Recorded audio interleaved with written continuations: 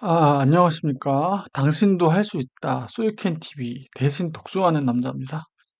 요번에는 뭐 책이라기보다 제가 가지고 있는 자료 중에 조금 소개를 하면 좋을 것 같은 자료가 있어서 좀 영상을 만들어 봤고요. 이게 뭐 다행인지 좋은지 모르겠지만 제가 M&A 관련된 자료들이 조금 많아요. 예, 그동안 15년 전략기획 업무를 하면서 M&A 팀하고 이렇게 한 적도 있고, 뭐 이렇게 관련된 자료를 리서치하면서 그런 것도 하다 보니까, 물론 M&A 실제 정보는 당연히 유출을 하면 안 되죠. 그게 아니고, 그러니까 M&A를 어떻게 진행하면 되는지 기본적인 어떤 매뉴얼? 그거는 뭐 구글에 찾아보셔도 쭉 있는 내용들이고, 시중에 뭐 M&A 실무라고 이렇게 교보문고나 이런 데 검색을 하시면 충분히 나올 수 있는 책들이에요.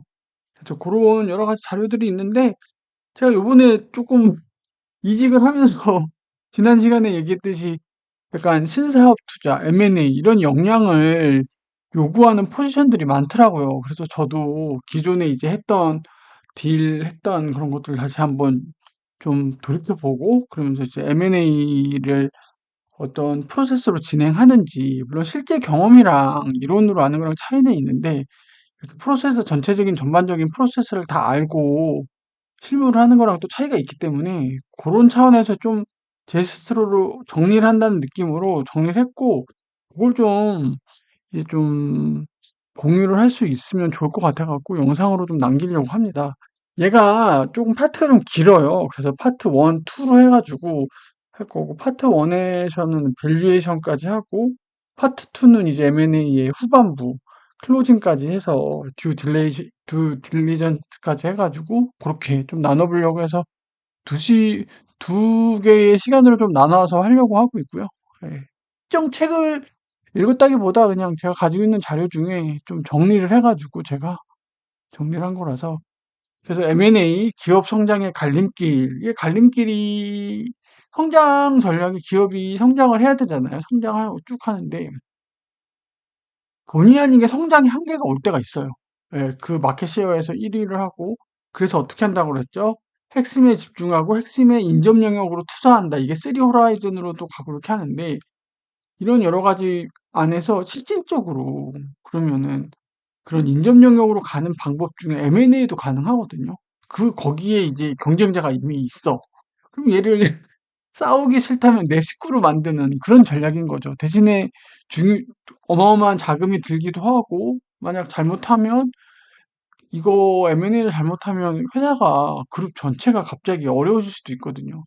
솔직히 대기업들이 그동안 성장하면서 M&A를 통한 성장을 한 기업들이 많아요. 그걸 뭐 문어발식 확장이라고 그렇게 폄하한다는 게 아니라 신사업 진출하는 경우도 있고, 기존에 있던 회사들이 인수를 해서 자회사로 편입하는 경우도 있고, 이게 성공 사례도 있고 실패 사례도 많은데, 이게 양날의 검 같은 거죠. 잘하면 좋은 거고 잘못하면 이제 기업의 운명이 갈릴 수도 있고, 그리고 처음에는 좋았지만 시간이 지나면서 이 M&A 한 게 퇴색될 수도 있고, 처음엔 별로였지만 시장 상황이 좋아지면서 얘가 진짜 황금알을 낳는 거위가 될 수도 있고, 이런 것들이 예측이 쉽지가 않아요. 예, 현재 이게 승자의 저주라는 느낌도 있잖아요. 그래서 그런 것들을 잘 해야 되고, 그리고 기업 내에서도 이 M&A가 참 중요한 부서예요.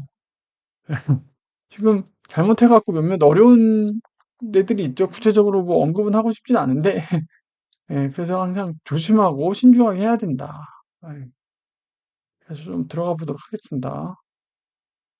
일단 M&A, 글로벌 M&A라고 하는데 그냥 M&A 일반적인 프로세스가 이래요. 예, 크게 여기서 궤를 달리하진 않습니다. 보시면 이게 제가 전략팀 있을 때 보통 여기에 이제 가담을 하게 되죠. 보통 여기에.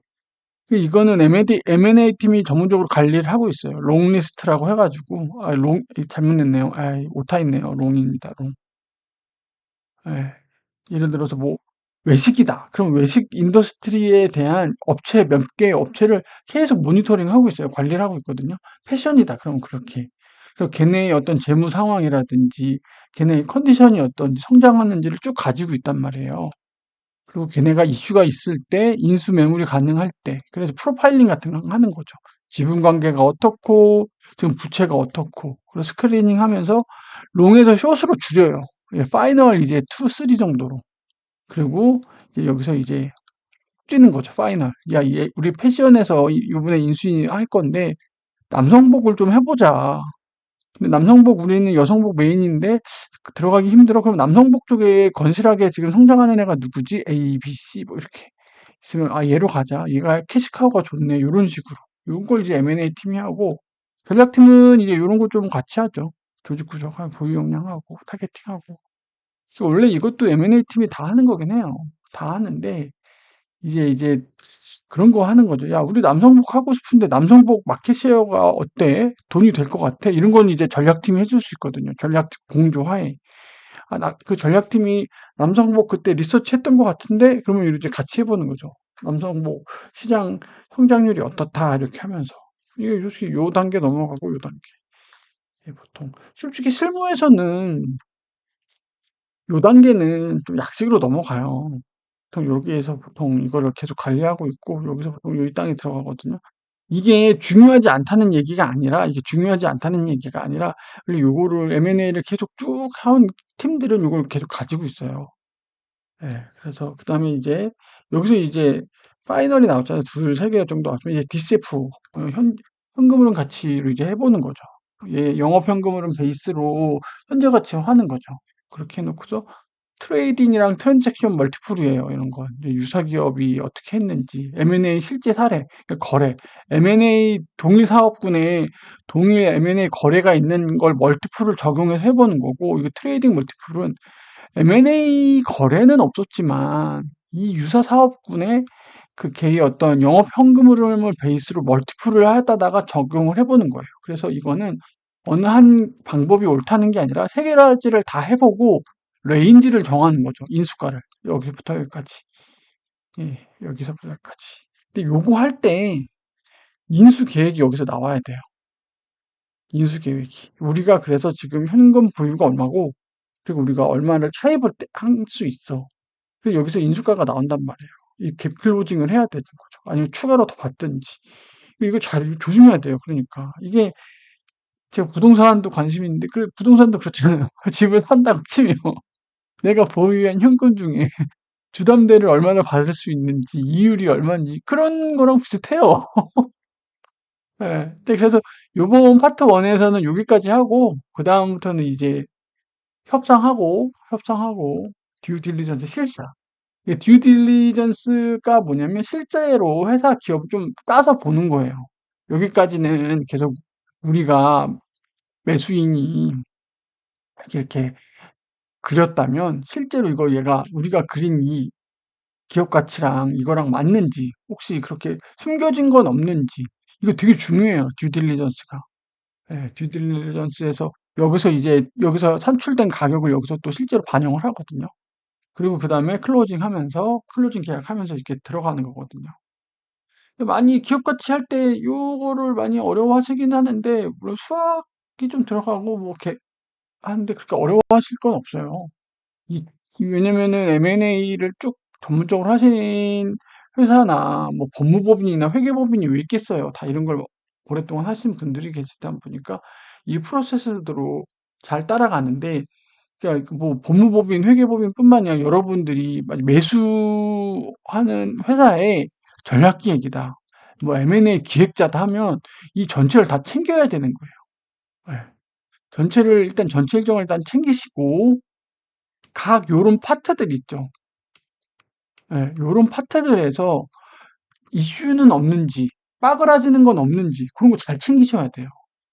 예, 그런 걸 잘 챙기셔야 되는 거죠. 그러니까 이 전체 프로세스를 머리에 넣는 것도 중요하고 각 해당 프로세스별로 유의하거나 준비하거나 신경 써야 되는 거를 뭔지를 잘 보셔야 되는 거죠. 예, 그렇기 때문에 그래서 항상 여기를 염두하셔야 되는 게, 이 진행을 순조롭게 하는 것도 당연하고 리스크가 뭔지를 항상 보셔야 돼요. 여러분들이 M&A 팀이다, 전략기획 팀이다, 이거 보셔야 돼요. 물론 이거를 법무법인도 찾을 거고, 외부 회계법인, 외부 조력자인 외부 회계법인도 찾을 거고, 내부 법무팀도 찾으려고 할 거예요. 하지만 이거 전체를 진두지휘하는 게 프로젝트 매니저고 기획팀이잖아요. 그러면 이거를 요청해 주셔야 돼요. 외부 법무법인한테 저 이러이러한 계약서 상에 이 텀 조건이 있는데 이거 문제 없는 건가요? 먼저 치고 들어가셔야 돼요. 아, 이거 문제 없고, 이런 거 나중에 딜 이렇게 하고 나서 나중에 이게 문제가 될 수 있어요. 약간 애매모호한 표현이라든지 기간이 잘 안 나와 있다든지 뭔가 보시기에 뭔가 클리어하지 않잖아요. 다 물어보시고 법무법인이한테 얘기해갖고 얘 매도인이랑 계속 이거를 구체화해야 돼요. 나중에 책임 소재가 생기거든요. 생각지도 못했던 항목이 나중에 문제가 될 수 있어요. 그래서 계약서 검토가 중요해요. 그렇기 때문에 계약서 검토뿐만 아니라 이런 일정들 하나에 다 지금 두 회사가 엮여 있잖아요. 그 두 회사의 팀들이 다 엮여 있단 말이에요. 딱 크로스 체크 다 하셔야 되고 그렇게 돌다리 두드리듯이 가셔야 돼요. 그게 힘든 거죠, 그러니까. 체크해야 되는 상황이 무엇인지, 리스크가 무엇인지 이게 되게 중요해요. 이 딜 실제적으로 진행할 때 제일 중요한 게 그거예요. 체크해야 되는 상황, 빠지지 않는 게 무엇인지. 왜냐면 이 팀이 주도적으로 챙기지 않잖아요? 그러면 그냥 쓱 가버려요. 다음 단계로 넘어간단 말이에요. 다음 단계로 넘어가요. 그리고 이미 이 단계에서 첫 번째 단계 하자, 뒤엎자? 안 돼요. 그렇게 되면. 그럼 나중에 책임 소재 나온단 말이에요. 이 프로세스를 전체적으로 딜을 진행하는 것도 중요하지만 그 사이사이에 있는 이슈, 챙겨야 될 게 무엇인지, 그거를 해당 뭐 매수인, 그 의사소통 그 채널이 있겠죠. 그 중간에 이제 법무법인이든 회계법인이 있겠죠. 계속 의사소통하면서 구체하고 확인을 하셔야 돼요. 이게 솔직히 쉽진 않아요. 예. 주도적으로 막 빨빨거리고 막 그렇게 하셔야 돼요. 예. 이게 쉽지 않죠. 이게 피곤한 일이에요. 예. 그리고 이건 M&A는 이렇게 되는 거고, M&A가 요즘에는 근데 이걸 많이 하죠. 오픈 비딩 프로세스라고 공개 매각이에요. 누가 우리 좀 사주세요 하고 이렇게 띄운단 말이에요. 자기가 그 시장에 나오는 거예요. 메이저리그 보면 FA 풀리듯이 아니면은 뭐 홀딩스가 우리 자기 사업부를 팔겠다고 이렇게 내놔요. 어디다 내놓냐면 보통 회계법인이나 이런 쪽에다가 이렇게 의향서를 줘요. 우리 이제 팔겠다. 그러면 이제 이게 터지거든요. 해당 인더스트리. 그 소문이 쫙 나요. 그래. 지금 구글에 검색해 보시면 막 오픈마켓 매각 이렇게 나오잖아요. 그게 다 그런 식으로 나오는 거예요. 이게 두 가지예요. 이게 비공개로 잠시만요. 이게 비공개로 이렇게 둘 매도인, 매수자, 그러니까 매수이 얘를 M&A 하고 싶어. 그러면 이제 회계법인한테 얘기한단 말이에요. 얘가 이렇게 컨택을 한단 말이에요.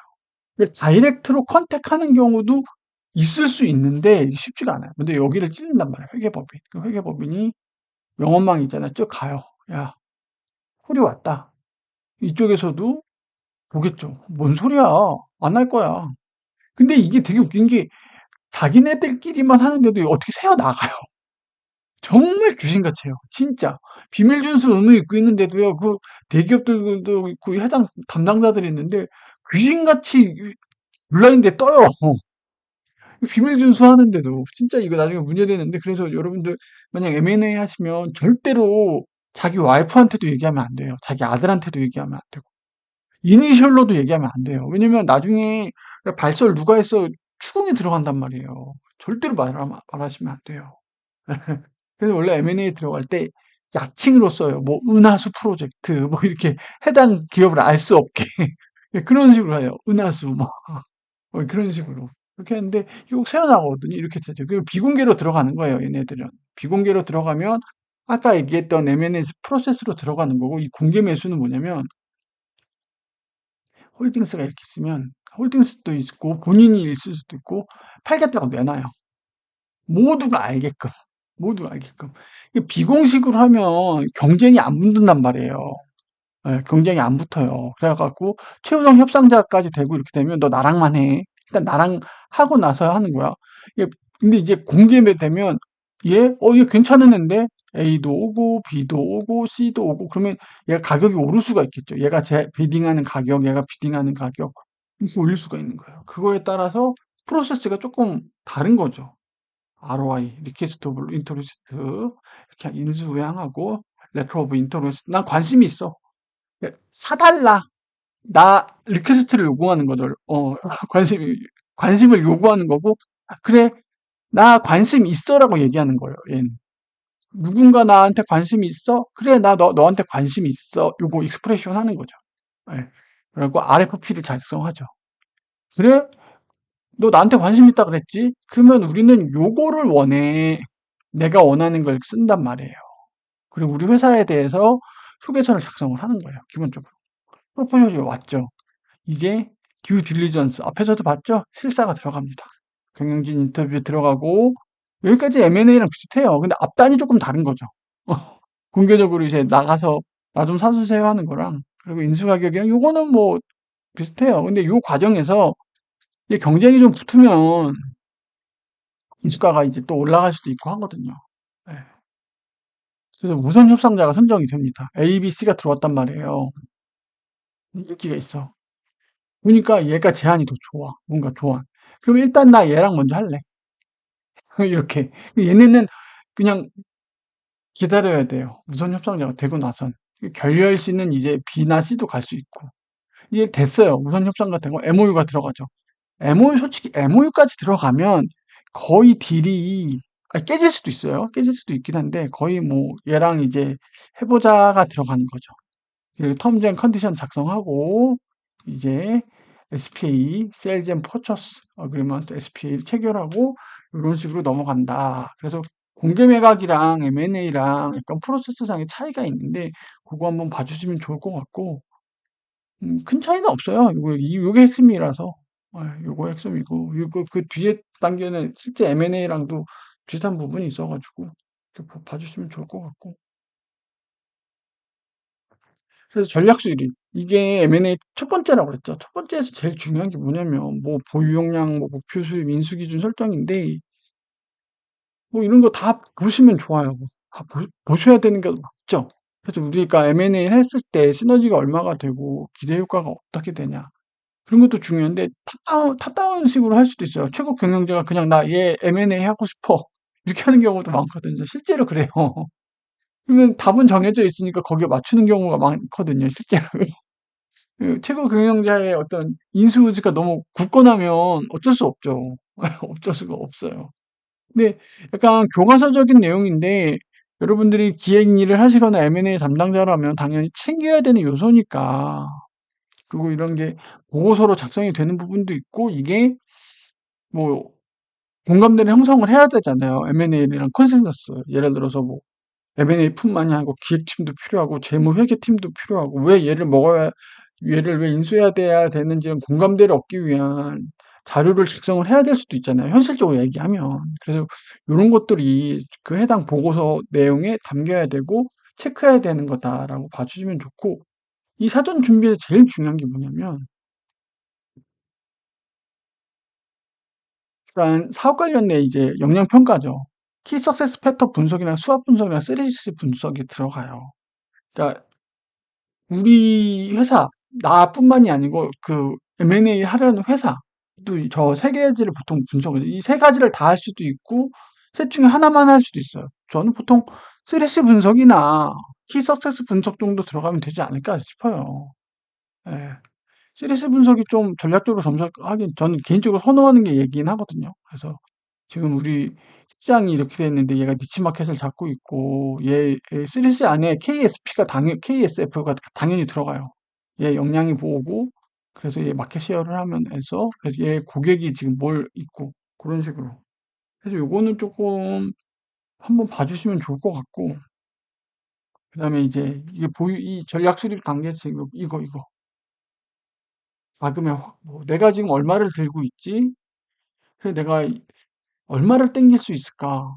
이거 보세요. 우리가 아파트 들어간다고 할 때도 서울 아파트, 경기도 수도권 아파트 들어갈 때도 주택담보 얼마 받을 수 있고 내가 모은 돈이 얼마고 부모님이 때 주면 어떻게 되고 다 있잖아요. 근데 그리고 그렇게 돈을 땡길 때마다 비용이 든단 말이에요. 이자율 다 그런 것도 다 보셔야 돼요. 근데 은행만으로 안 돼? 그럼 외부 펀드 손잡고 들어가면 지분율이 조금 그런 거잖아요. 그런 식으로 많이 들어가는 거 볼 수 있어요. 외부 펀드 동원된 거 어디서 볼 수 있죠? 여러분들 전자공시 있죠? 다트. 거기 보시면 막 몇천억씩 하면 들어간단 말이에요. 아무리 돈을 잘 버는 기업이라고 해도 자기가 모은 알토란 같은 그 모은 돈 한 큐에 그렇게 들어가면요. 위험해요. 예, 그래서 처음에는 외부 펀드를 동원해서 들어간단 말이에요. 몇 천억 할 때. 그러면서 이 외부 펀드의 지분율을 살살 희석을 시켜요. 나중에끔 되면. 아니면 나중에 3년 되면 너 이렇게 모았지? 네가 지분 투자했잖아. 그 지분 내가 살게. 이게 나중에 영업하면서 돈 모았잖아요. 요거 하면서. 그러면서 지분율을 높이면서 본인, 이런 식으로 얘네들을 엑시트 시켜주는 거죠. 얘네는. 외부 펀드는요, 솔직히 돈 받으면 끝나는 거예요. 얘네가 SI랑 FI가 있는데, SI는 스트레지인가 전략적인 거예요. 그러니까 사업을 자기네도 하면서 고민하면서 하는 거. FI는 이제 돈만 받고 나가면 되는 거예요. 외부 펀드들은 또 FI가 많단 말이에요. 아, 그냥 자기네가 원하는 돈만 보증을 해주면 돼요. 그럼 지분율 넘기고 나가거든요. 그러니까 이런 걸 또 좀 전략적으로 잘 쓰셔야 되죠. 대신에 그만큼 얘네들한테 그 이자를 줘야 되니까 그만큼 돈을 땡길 수도 있고 해서 그런 옵션을 다 보셔야 돼요. 요거를. 자금팀이랑 같이 확인을 해보든지 이게 제일 중요해요. 눈만 높아가지고 나 서울대 갈 거야. 나 근데 이제 수능 점수 안 나오는데 서울대 갈 거야. 그럼 똑같은 거예요. 그래서 내가 지금 맥시멈 얼마 들고 있고 뭐 펀드 뭐 이렇게 했는데 하면 없고 그리고 여러분들 펀드 땡겨갖고 얼마 끝냈다가 아니라 그러면 얘를 엑스트라는 그 계획까지도 세워놔야 돼요. 얘네가 내가 들고 있는 지분율 얘네들한테 줘야 되는 이자 비용도 다 계산을 넣어야 되는 거죠. 그러니까 우리가 영업이익 우리의 현금 흐름으로 얘네 그 이자 비용을 댈 수 있는지도 봐야 되는 거죠. 아니면 그것도 있어요. 이렇게 있는데 계열사가 상장사가 있어요. 얘가 지급 보증을 해줘요. 얘가 채무를 땡기는 거예요. 그래서 얘를 챙겨서 이렇게 들어가는 것도 있어요. 왜? 얘로서는 이미 부채 비율이 너무 꽉 찼단 말이에요. 그럼 얘가 지급 보증해주고 얘한테 돈 주라고 이런 식으로 해줄 수 있어요. 계열사를 이용해서 쓰리 쿠션 뭐 이런 식으로 좀 복잡해지긴 하는데 예, 계열사가 좀 양질의 계열사를 갖고 있는 사람들은 그렇게 하면 좀 좋죠. 그래가지고 이런 것들을 이제 여기 초반에 이제 여러 가지 일정이라든지 이런 것들 계획을 세워야 되는 거죠. 그래서 듀 딜리전스에서 우리가 인수 들어가게 되면 3개월 목표로 한다. 3개월 길어질 수도 있어요. 빨리 끝나면 좋고. 예, 길어질 수도 있고. 왜냐면 이거 계획을 세워놓는 거랑 안 세워놓는 거랑 달라요. 이게 전체적인 저런 걸 다 체크를 해 놓으셔야 돼요. 예. 그냥 뭐 물에 흘러가듯이 하면 안 되고 본인이 먼저 스케줄을 딱딱딱 하고 이거 챙기셔야 돼요. 체크해야 되는데 이렇게 주도적으로 하셔야 돼요. 이걸 하시는 팀들은 이렇게 보시면 되고 그래서 전략 수립 단계에서 실질적으로 이게 되게 중요하다. 이거 만드는 거, 돈 만드는 거. 이거 솔직히 이게 어찌 보면은 M&A 진행하면서 되게 핵심 역량으로 봐요. 실제적으로 딜을 진행할 때. 그렇잖아요. 돈이 들어오는 게 실제적으로 하는 거니까. 이런 것들은 뭐, 그냥 기획 일을 하시면서 일상적으로 할 수 있는 것들이잖아요. 예, 이런 것들은 뭐, 이게 중요하죠. 자격팀이랑 같이 할 수 있는지, 실제로 돈을 땡길 수 있는지 봐주시면 좋을 것 같고. 그래서 조달가능 자금 분석, 그렇죠. 이 부분이 좀 전략 수립 단계에서 실무적으로는 되게 중요하다. 그래서 보유 현금, 돈이 없으면 자산을 매각하고 차입을 할 수 있는지 돈을 땡길 수밖에 없을 거예요. 이거를 한 큐에 구입하는 회사는 정말 웬만한 기업 아니고선 쉽지 않겠죠. 그리고 굳이 그렇게 할 필요가 있나 싶어요. 왜냐면 그 이자 비용이라든지 그런 식으로 좀 공제받는 부분도 있고 전략적으로 하는 부분도 있거든요. 예. 그래갖고 요런 거, 요런 지표 봐주시면 좋겠네요. 부채 상환 능력. 그래가지고 우리가 부채를 했는데 에비타 대비 얼마나 빨리 갚을 수 있는지 보통 4배에서 5배 정도 권장을 하고 부채 비율이죠. 예, 2배 정도. 돈을 땡겼을 때 적어도 요 안에서는 있어야 된다는 거예요. 이거 이상 넘어가면 뭐라는 거예요? 너무 과하게 빌린 거예요. 물론 이것도 정답은 아닌데 하나의 그냥 그 바로미터 스탠다드거든요. 이 정도는 지켜줘야 된다는 거예요. 이거 이상으로 땡겨가지고 M&A를 하는 건 말이 안 된다는 거예요. 그리고 바꿔서 얘기해 볼게요. M&A를 하기도 전에 먼저 이런 상태면 어떻게 된다는 거예요? 하지도 말라는 거예요. 본인 사업에 이미 부채가 많은데 뭘 돈을 더 땡겨갖고 M&A를 한다는 거예요. 이자 비용이 너무너무 크다는 거예요, 그거는. M&A도 자기 사업이 잘 돼 있고 돈을 잘 버는 놈이 해야 그나마 그걸 감당이 가능하지. 그거예요. 자기 월 소득 100만 원인데 막 명품 막 200, 300 사는 거랑 똑같은 거예요, 그게. 그래서 요 정도를 보면서 어느 정도 얼만큼 땡길 수 있는데 땡겼을 때 우리가 이 레이시오, 이 비율을 넘기는지 안 넘기는지 봐야 되는 거예요. 봐야 되는 거예요. 예. 에비타가 뒤에서도 계속 나와요. 에비타가 뭐냐면 영업이익에다가 감가상각비를 더하고 왜 현금 흐름이 없는 차감항목이니까 도와주고 운전자본 고려해 주는 건데 그냥 이 기업이 영업을 통해 확보할 수 있는 현금이라고 보시면 돼요. 그렇게 이해하시면 좋아요. 그러니까 그 기업의 본연적인 경쟁력, 본연적인 실력이라고 보시면 돼요. 에비타는. 그래서 에비타라는 요 지표가 중요하고 이게 어디에 나오냐면 에바에 나와. 에바, 에바, 에바, 에바의 중요한 지표로 들어갑니다. 주주 관점에서 이게 수익성을 볼 수 있는 중요한 거거든요. 그래서 에비타 마이너스 그 가중평균 자본 비용 빼줘가지고 주주 관점에서 이제 가치가 얼마나 나오는지 이게 그 기업의 진정한 실력을 보려면 이걸 보시면 돼요. 당기순이익은 그 뒤에 이제 영업에 붙거든요. 근데 그 영업 실력을 보려면 요거라는 거죠. 본연의 실력. 그래서 M&A에서는 요 에비타가 기본 지표라고 보시면 돼요. 영업이익, 당기수익, 에비타를 기본으로 보시면 되고 그래서 에비타가 요 부채상환 능력이 4배에서 5배 이하 멀티플이 요 정도 되면 한 4년에서 5년이면 갚는다는 얘기예요. 예. 내가 에비타로 이게 4배에서 5배라는 건 뭐예요? 에비타의 4배에서 5배를 꾼다는 얘기잖아요. 에비타가 한 해 장사하니까 4년에서 5년 정도면 내가 꾼 돈을 갚을 수 있다. 내가 가진 영업의 본연 영역에 갚을 수 있다라고 보는 거예요. 그 이상 길어지면 쉽지 않다는 거죠.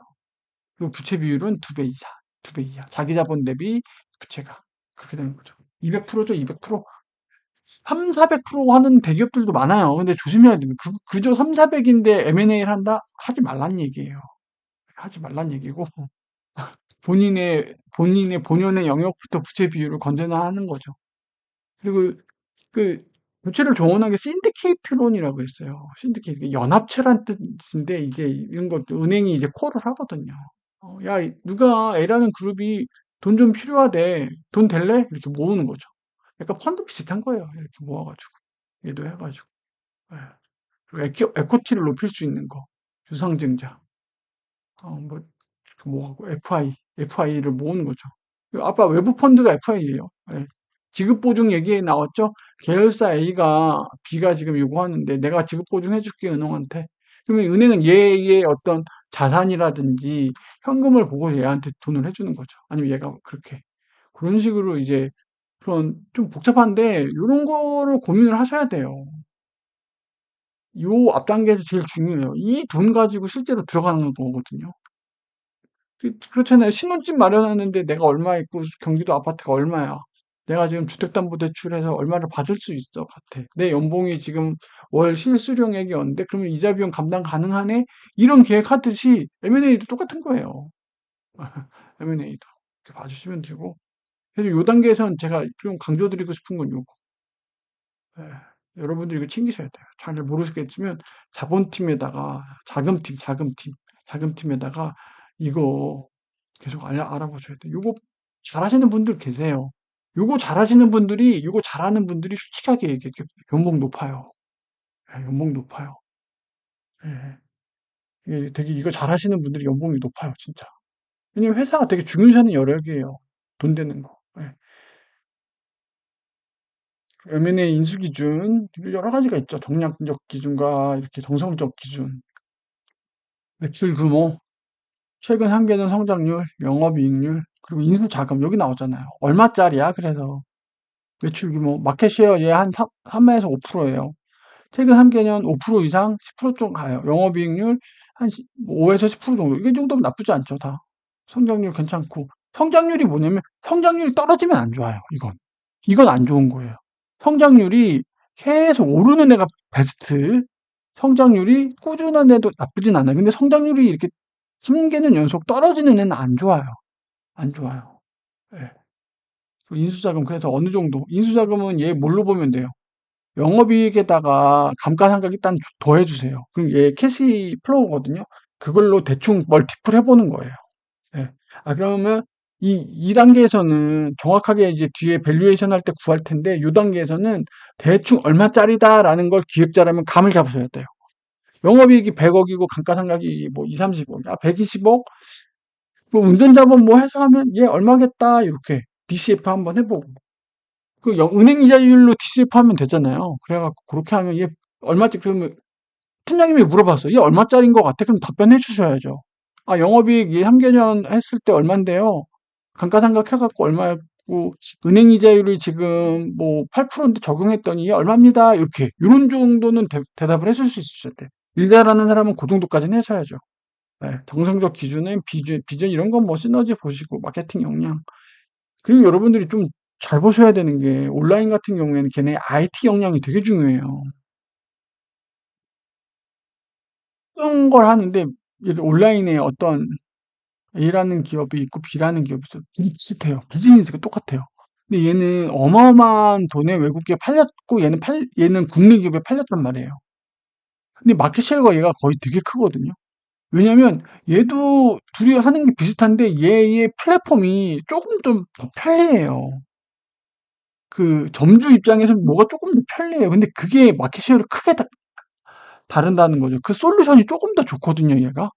이게 몸값 차이가 몇십 배가 났어요, 그것 때문에. 예. 얘도 똑같이 플랫폼이고 얘도 똑같이 플랫폼인데 얘가 조금 더 편리하거든요.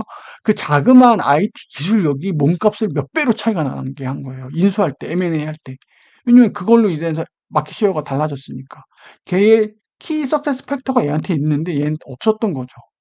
예. 얘가 인수를 해 가면서 그 메리트가 없어진 거예요. 얘는 얘를 계속 유지할 수 있었고, IT 역량을. 그러니까 그런 것들 잘 보셔야 돼요. 예. 그냥 해당 업체 그냥 마켓쉐어 2위니까 2위에 준하는 가격을 줘야지, 이러면 안 돼요. 그런 것도 잘 봐주셔야 되고. 그래서 좀, 그 다음에 이제 롱리스트, 숏리스트가 있긴 한데, 여기 타팅, 요것도 좀 중요한 단계긴 한데, 요거는 제가 조금 스킵을 할게요. 왜냐면 요게 콘피덴셜해요. 이게 콘피덴셜합니다. 이거 여러분들 이거 어디 가서 발설하거나 흘리시면 절대 안 돼요. 이직자라는 사람이 너 어디 주식 어디 들어가서 잘 얘기 안 해주죠. 그거랑 똑같아요. 이거는 기업 M&A 팀이나 기획 전략팀이 가지고 있는 되게 중요한 노하우자 그거예요. 왜 스크린 한다고 그랬죠? 얘가 우리 본연의 사업 영역과 인접했을 때 시너지가 날 만한 우량주예요, 우량주.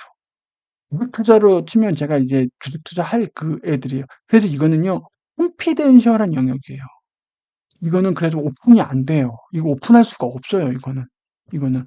롱리스트, 숏리스트, 특히 숏리스트, 프로파일링, 이런 거, 얘 막 현금으로 분석돼 있고, 얘 키서치 다 이게 있거든요, 이게. 이거 컴피텐셜이고, 이거 유출되면 좀 문제가 커져요. 그래서 이 부분은 아마 보시기도 어렵고, 노출이 안 될 거예요. 예. 노출해서도 안 되고, 저거는. 예. 그래서 그 롱리스트가 있고 숏리스트에 올라온 애들을 밸류에이션을 해보는 거예요. 밸류에이션은 약간 수적인 게 들어가는데 이게 막 DCF 들어가죠. 예. 현금으로 할인 모형, 트레이딩, 트랜잭션, 컴패러블도 비교잖아요. 비교해본다라는 거예요. 그래서 세 가지를 일단 다 해보고 인수가, 밸류에이션의 어떤 레인지를 잡아보는 거죠. 이렇게 보시면 되고, 인수 대상 기업의 미래 사업. 실적 추정 와서 기업 가치를 한다. 미래에도 얘가 캐시플로우를 얼마나 벌지, 캐시가 얼만큼 돌아오겠지, 그거를 이제 현재 가치화했을 때, 그럼 얘는 얼마짜리입니다라고 이제 하는 기법이죠. 아마 제일 무난하게 쓰이는 거예요. 예, 이거는 이제 뭐 굳이 뭐 M&A 팀이 아니셔도 뭐 기획 일을 하시는 거라면 DCF나 이런 거는 봐두시면 좋고, 예, 유사기업, 이거 다 유사기업이에요. 유사기업. 유사기업이 실제 M&A 했던 인수 가격 인터넷에 뜨잖아요. 뭐 A라는 업체가 뭐 국민연금으로부터 뭐 기업 가치 얼마를 평가받아서 지분율 얼마를 인수했다. 그게 왜 이슈냐면 동종업계에 참고할 만한 케이스가 생긴 거예요. 뭐 2조 원인데 이번에 뭐 아니 예를 들어서 지분율 20%에 5천억 들어갔다. 그럼 이 기업 가치 얼마라는 거죠? 2.5조짜리라는 거예요. 이게 딱 나오잖아요. 아, 저 A라는 기업이 지금 20% 자기 지분율 20% 내주면 5천억을 인수받았네. 이 5천억을 자금을 동원했네. 그럼 얼마라는 거예요? 5배 하면 2.5조. 아, 그럼 A라는 애는 2.5조네. 그러면 A라는 애랑 비슷한 사이즈의 회사는 얘는 얼마죠? 얘는 마켓시어가 얘가 10%였죠. 얘는 8%. 그럼 2.5보다 조금 안 내겠네. 이렇게 이런 식의 바로미터가 생긴다는 거예요. 그래서 그런 게 무슨 투자 인수했다 나왔을 때 왜 이슈가 되냐면 그 동종 업계에 하나의 기준이 생기기 때문에 참고를 할 수 있다는 거죠. 그런 걸 참고하셔가지고 그 기업 가치를 상정을 해야 된다는 거예요. 그래서 이거 일단 DCF 먼저 말고 이거 먼저 해볼게요. 그런 사례가 있을 때 실제 거래에 M&A 인수 가격으로부터 EV가 여기서는 이제 그 기업 가치, EBITDA, 퍼 등 주가 퍼가 뭐냐면 주가분의 EPS 주당 순이익이거든요. 그걸로 이제 멀티플을 도출을 해서 해당 기업에 적용을 하면 해당 기업의 인수 가격을 알 수 있다라는 거예요. 예. 그리고 이 기업 보면 M&A를 이렇게 한 거잖아요. 거기에 경영 프리미엄이 포함되어 있는 가격이기 때문에 별도의 프리미엄 적용하지 않다고 할 수 있는데 이거는 정답은 아니에요. 예. 정답은 아니고 그건 또 협상하는 과정에서 달라질 수 있는데 그래도 기준이 저런 케이스가 있으면 A라는 기업과 B라는 기업이 되게 닮아 있는데 동종업계인데 마켓 시어도 비슷한데 A라는 기업이 저런 M&A를 했을 때 저런 가격으로 했어? 그럼 당연히 M&A를 했으니까 경영권 프리미엄이 포함된 가격이겠죠. 그걸로 해서 인수기업에 매도하려는 기업에다가 야 A랑 너랑 비슷하잖아. A가 이 가격에 했으니까 우리도 요 정도 할 건데 근데 이제 뭐 얘기를 하겠죠. B는 우리는 A랑 다르고 뭐하고 B가 뭔가 A보다 뭔가 부족한 부분이 있어. 그럼 거기서 이제 디스카운트가 들어가겠죠. 그런 식으로 할 수 있다는 거예요. 그리고 유사기업의 EBITDA 분의 2 퍼 멀티플을 참고한다. 이건 실제 M&A가 이루어졌던 케이스고 이거는 이제 분석 대상 A라는 기업에 우리가 M&A를 해야 되는데 B라는 기업의 실적을 아는 거예요. 이런 거. 이런 것들을 도출해서 해보는 거죠.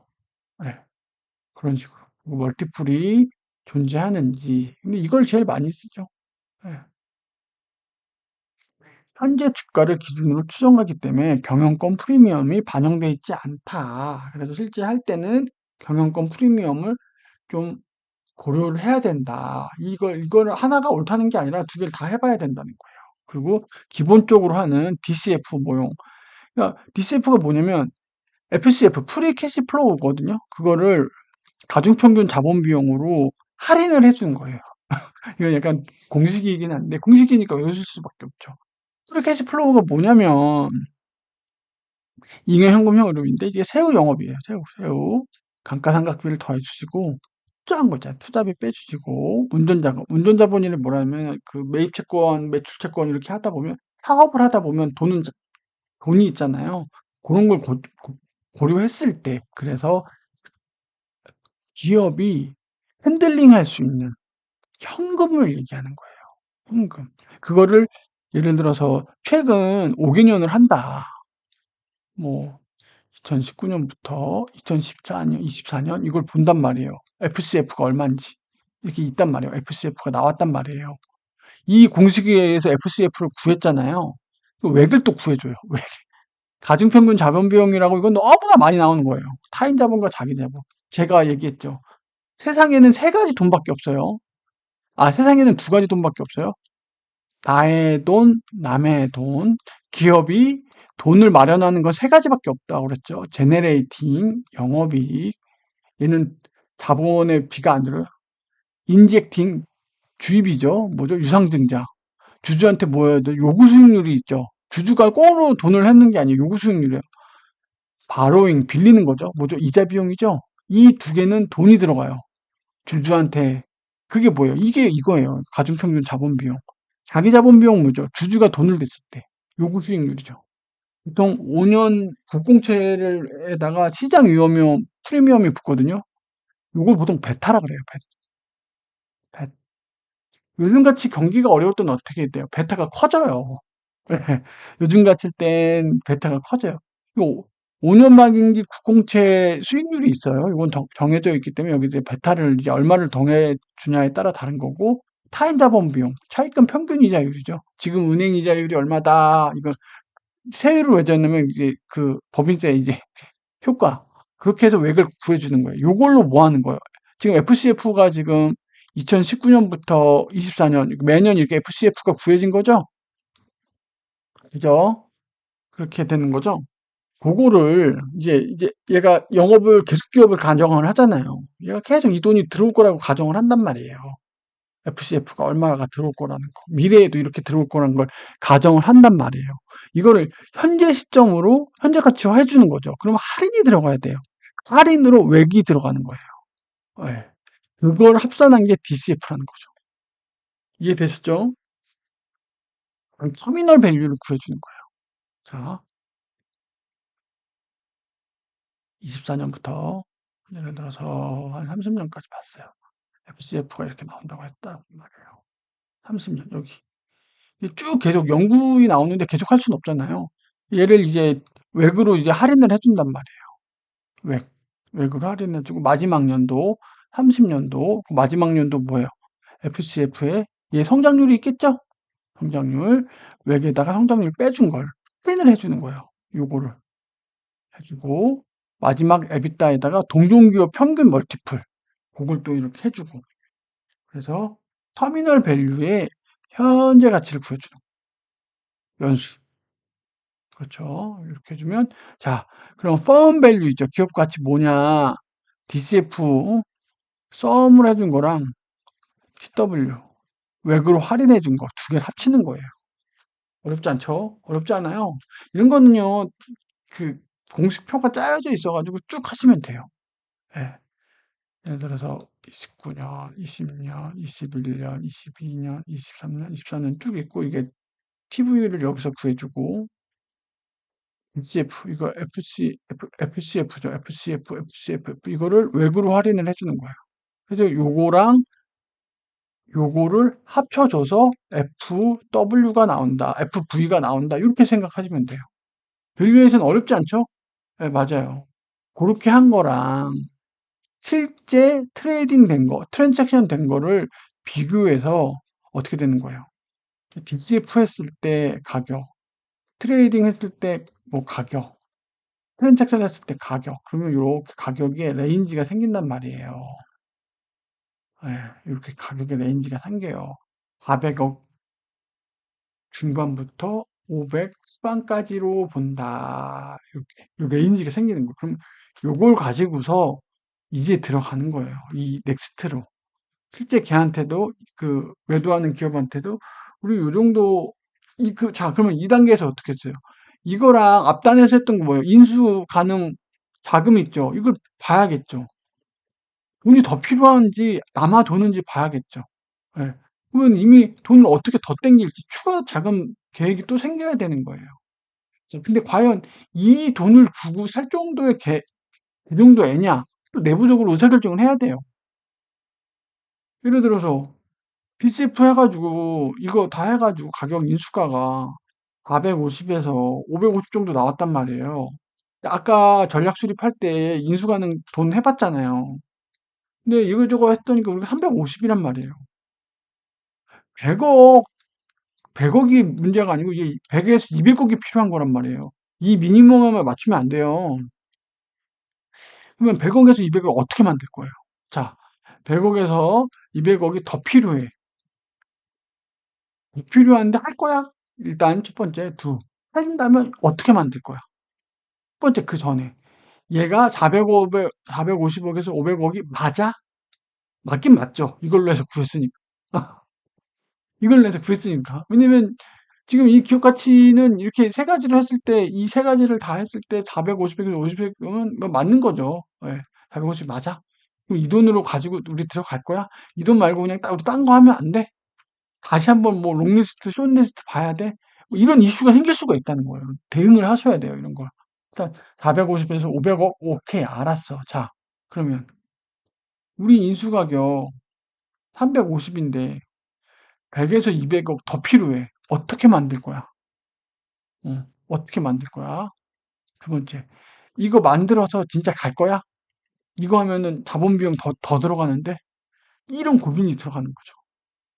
이런 거를 이제 정리를 해서 내부적으로 보고하고, 뭐, CEO랑 온갖 그 재무팀, 뭐, 법무팀 다 달려들어서 고민을 하겠죠. 어. 근데 CEO가 해! 이러면 어떻게 할게요? 뭐, 해야겠죠. 뭐, 자금팀 또 불나는 거죠. 막, 이제 더 이제 앵벌이 하러 다니고, 더 은행에 또 명함 뿌리면서 더 해야겠죠. 돈 더 땡기고. 그러면 어떻게 되죠? 자본 비용 올라가겠죠. 막. 아까 얘기했죠. 부채 상환 비율. 부채 상환 비율이 어떻게 되겠죠? 더 올라가겠죠. 예. 더 올라간단 말이에요. 좀비 기업이라 그러잖아요. 영업이익보다도 이자 비용이 많이 내는 애들. 그런 것도 다 고려를 해야 돼요. 신용평가도도 그렇고. 그래서 특정 방식에 의존하기보다는 세 가지 밸류에이션 방법을 종합적으로 수행해서 밸류에이션을 추정해야 된다. 그래서 이거를 나중에 여러분들이 기획자예요. 그럼 어떻게 되겠죠? DCF 했을 땐 요 정도고요. 트레이딩 했을 땐 요 정도고요.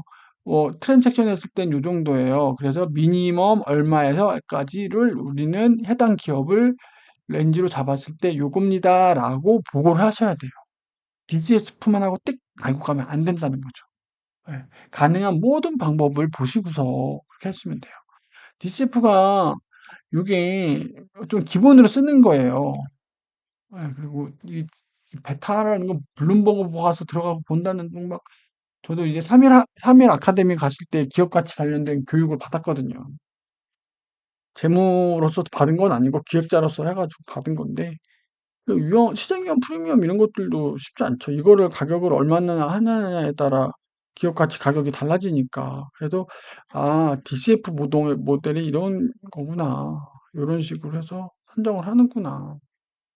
그래서 에비타를 기본으로 하고 M&A 관점에서 현금 흐름이 제일 중요해요. M&A에서 얘가 돈을 얼마 계속 지속적으로 캐시카우가 될 수 있는지 현금 흐름이 계속 나오는지를 봐야 되기 때문에 가중평균 자본 비용으로 할인을 해주고 터미널 밸류 해준 걸 더해주면 펀 밸류가 나온다.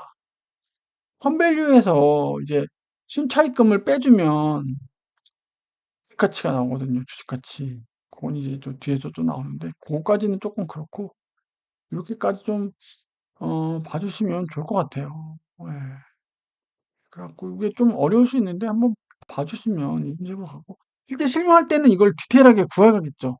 이거 이제 재무제표라든지 해당 기업한테 요구해가지고 보시면 될 것 같고 다음 시간에는 이제 앞단에 이제 3단계까지 하는데 뒤에 이제 네고시에이션이랑 이제 뭐 클로징까지 이제 살펴볼 거고요. 제가 이제 M&A랑 관련해서 추천드리고 싶은 책이 있어요. 예, 그렇죠. 에비타.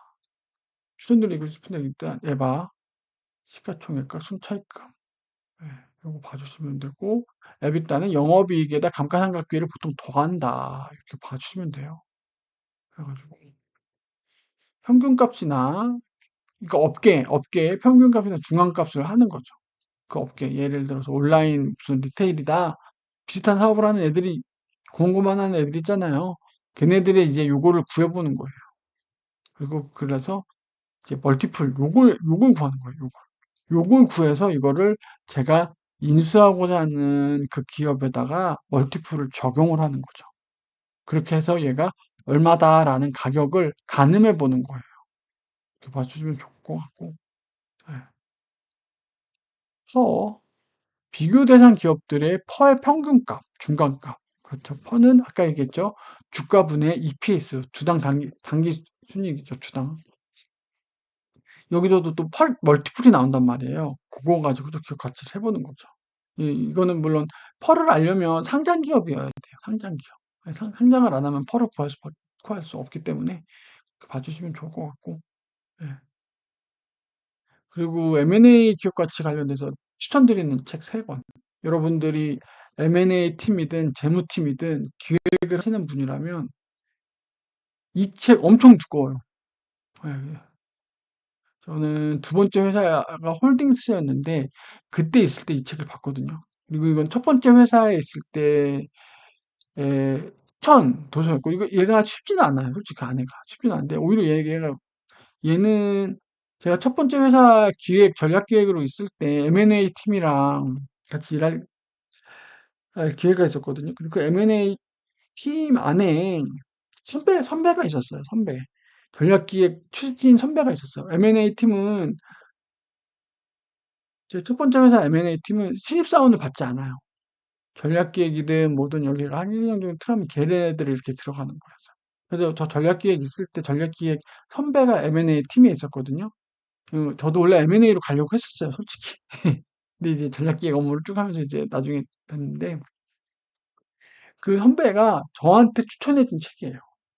이 김건중 님이 지으신 거. 요 제목으로 비슷한 책이 여러 개가 있어요. 근데 이 김건중 님이 지으신 요 책으로 보시면 제가 만약 이 세 권을 여러분들이 마스터했다. 그러면은 재무, 자금 누가 와서 무슨 얘기를 해도 다 알아들을 수 있어요. 어디 가서 진짜 모른다는 소리 안 하실 수 있어요. 진짜. 그냥 CPA 뭐 그런 자격증을 떠나서 전체적으로 기업이 흘러가는 자금의 흐름, M&A, 뭐 재무제표 분석 다 할 수 있어요. 이 세 권을 여러분들이 마스터하시면. 예, 죄송하지만 저도 그냥 저는 필요한 파트만 발췌도 그랬거든요. 근데 이 세 권 책은 제가 여러분들이 진짜 M&A랑 기업 가치 관련해서 관심 있다. 그러면 요 책 보시면 좋아요. 순서로 알려드리면 요거 1번, 요거 2번, 요거 3번. 이게 양이 엄청 많아요. 거의 진짜 한 페이지 넘어가나? 이게 진짜 생긴 건 이렇죠. 표지만 봐도 두께가 어마어마해요. 아니면은 다 모르겠고 나 다 모르겠어. 나 다 모르겠어. 그럼 이거 난이도는 좀 있는데 이거. 근데 나 재무에 대해서 전혀 아무것도 몰라. 나 진짜 아무것도 몰라. 그럼 요거. 얘는 조금 알아듣기가 쉽진 않아요. 제가 봤을 때. 예. 그래서 추천드로 치면 예. 좀 나는 좀 쉽게 접근하고 싶다. 이거부터 보시고 이거 보시고. 이거 두 권 보면 끝났다고 보시면 돼요. 예. 그래서 요번 시간에는 M&A 관련해서 이제 전반적인 걸 말씀을 드렸고 M&A의 어떤 그 전반적인 거 후반부죠. 솔직히 여기까지 하면 뭐 끝나지 않을까 싶어요. 그다음부터는 이제 실무적으로 중요해요. 네고시에이션, 듀 딜리전스, 클로징. 예. 사람들이 계속 이것만 강조를 해요. 그래서 얼마냐. 물론 중요하긴 해요. 이게 나와야 넥스트로 넘어가는 거 맞긴 한데 실무에서는요. 이 과정도 되게 중요해요. 딜브레이커 되지 않게. 계약서 실제 막 이때부터 막 법무법인이랑 막 많이 보거든요. 이제 상대팀이랑도 의사소통하고 막 실제로 막 이 인수가 나왔잖아요. 막 MOU 체결하고 막 챙겨야 될 게 많아요. 그렇기 때문에 여기 요 부분도 중요하기 때문에 요 부분은 이제 다음 시간에 예, 그렇게 하는 걸로 하고 예. 저도 이제 M&A를 좀 풀 프로세스로 이렇게 한 경험이 많지는 않아요. M&A 팀하고도 같이 하고 사업성 검토 요 정도까지 하다가 가격이 안 맞아서 드랍되는 경우도 많고 그러다 보니까 이 M&A를 저 시작부터 끝까지 쭉 한다는 거는 되게 비즈니스적으로 경험이 굉장히 중요한 경험이고 그런 걸 원하는 회사들이 있어요. 근데 되게 쉽지 않은 경험이거든요. 희귀한 경험이에요. 희귀한 경험이고 M&A를 경험해 봤다는 건 어느 회사나 되게 좀 되게 프리미엄이 있는 경험이기 때문에 여러분들이 이런 M&A 할 기회가 왔다. 그러면 달려드세요. 예, 굉장한 이력이기 때문에 달려드세요.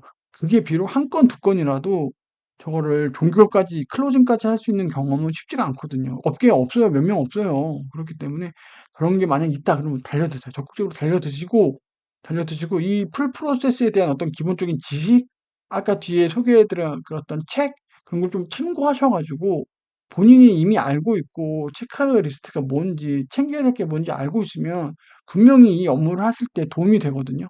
그렇기 때문에 그렇게 좀 소개를 시켜드리고 싶었고, 저도 이제 저거를 좀 꼼꼼히 봐야 되는 상황이 있어서, 예, 이렇게 소개를 시켜드렸습니다. 특정한 책 하나를 소개시켜 드린 건 아니었는데, 예, 다음 시간에는 이제 파트 2 요 부분 또 이제 해서 좀 또 말씀드릴 수 있도록 하겠습니다. 예. 당신도 할 수 있다. 수유캔 TV 대신 독서하는 남자였습니다. 네. 긴 시간 봐주셔서 감사합니다.